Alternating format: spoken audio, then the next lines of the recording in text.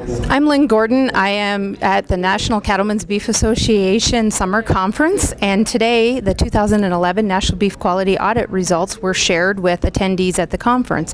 And joining me is Jeff Savell. Jeff was one of the researchers on the key research team for the National Beef Quality Audit and covered one of the phases. So I'm going to ask Jeff a few questions about the phase that he was involved with in this benchmark study. But first of all, Jeff, can you tell us a little bit about your position at the university and then also your role on the audit?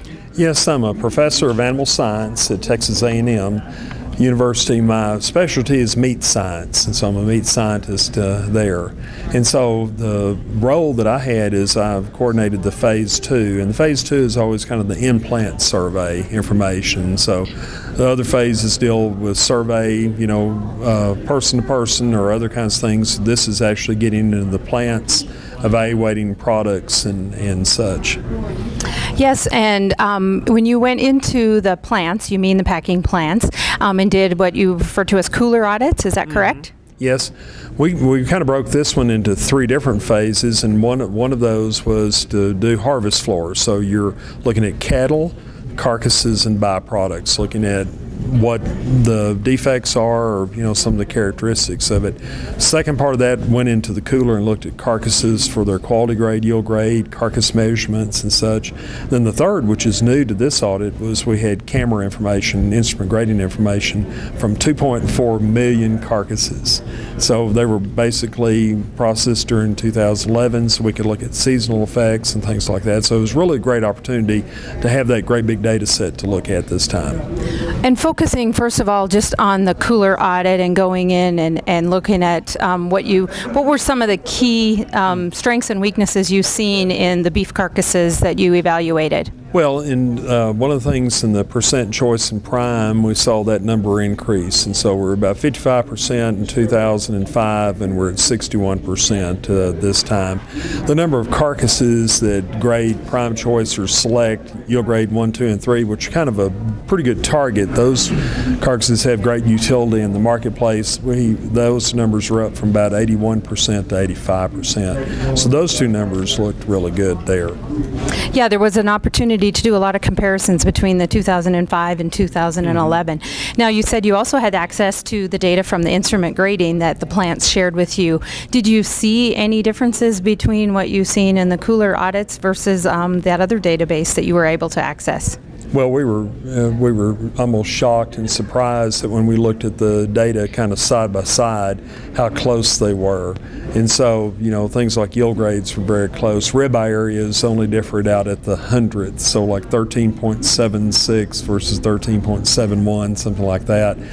Weights were fairly close, but what was so remarkable to us is that the marbling level, there was only a 10% difference. Now, when I say 10%, we're talking about 10% of a marbling unit. So we're talking about, instead of like small 40, which would be just into the choice grade, it was like small 50.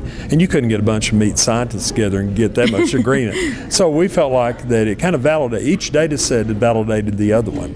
And so it gives us great confidence that the information we collected by going into the plant, as well as the information we collected as we received all of these data, from the packing plants, from their instruments, are so close that one could be used to predict the other.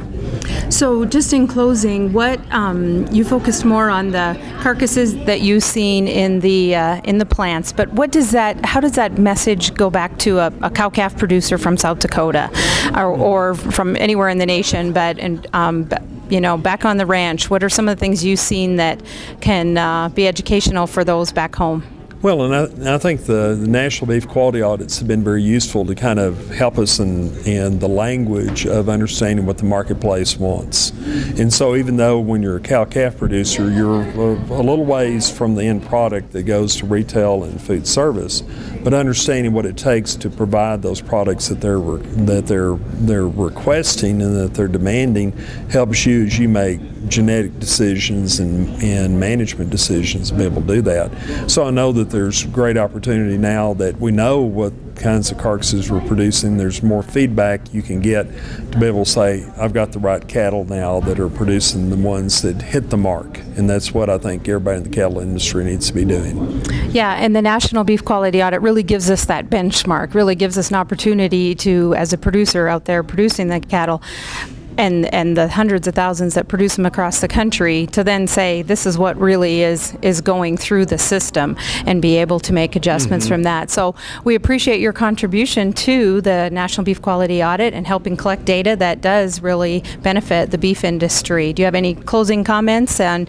the National Beef Quality Audit and your component of it? Well, and I think thank cattle producers for the beef checkoff and the opportunity to fund research like this, that you can really look at across the nation what is being produced and what is being demanded, and I think that's a great opportunity that has been copied by other countries, you know, as they look at ways to look at evaluating quality. And I think the quality audits have been such instrumental in helping us go further down the road in producing what consumers want.